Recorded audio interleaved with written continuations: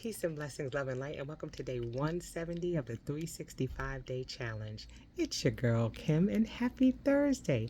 We got one more alarm clock into the weekend, so I hope that you all are having a spectacular day and that you are continuing in your healthy habits, mind, body, and spirit to make overall wellness a habit. How you doing? How are things going with your healthy habits? Are you just doing some that are mental? Are you doing some that are physical? Or are you doing some that are spiritual? Or are you doing all of them? Okay? And also, if you're needing to make any type of adjustments, are you making the adjustments that you need to make? So that way it's something that you can continue doing and that it doesn't become a chore. The thing about healthy habits is we want to make sure that it's something that's sustainable. It's something that's going to become almost like second nature. So if it's something that you dislike or if it's something that's too difficult, you may not be inclined to continue doing it. So make sure that you're making the adjustments that you need to make to those habits so that they are continuous. Okay?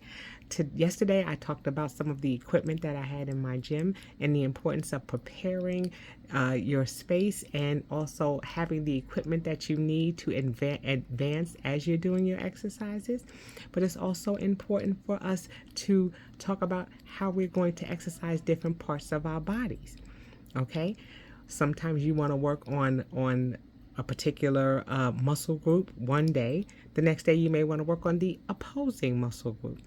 Okay, there are many different ways in which you can do that, but you don't want to cause too much tension and pressure on the same muscles. You want to give them an opportunity to heal, so you want to make sure that you are creating an exercise plan that's going to allow for a day of rest and repair for your body.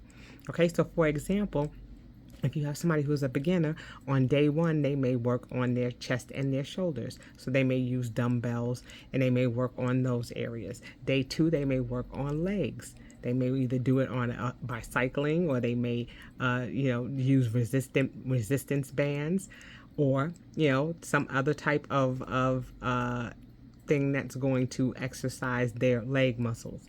The third day, they may do back, abdominals, and arms. And again, they may be using weights for that as well. And then on that fourth day may be a day of rest. Okay?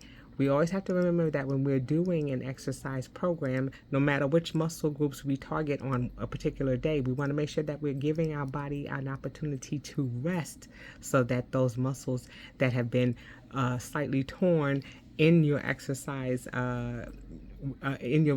routine have an opportunity to heal. Okay, so always make sure that you give that day of rest and relaxation, but you're targeting different areas of your body so that way no one area is being overly exercised and the other areas are lacking. Okay, and then there may be times when you change that routine where you're doing a full body exercise routine that's going to be targeting a series of muscle groups at the same time. Okay, so that's your assignment for today, to figure out what's going to work best for you, how many days you're going to work out, and what those days are going to look like. But your body adapts easily to different exercises, and so if you're going to be doing something, make sure that you change it up. If you're going to be doing strength training, that's why it's important to have several different weights of dumbbells or barbells or kettlebells that you use, so that way as it becomes easier for you to do a particular exercise, you can add on weight to it or resistance onto it, and that changes it and challenges your body in new ways. Okay, so that'll do it for today. Be sure that you sprinkle self-love and self-care all over yourself, and have a most spectacular day. And until I see you all tomorrow, I say peace.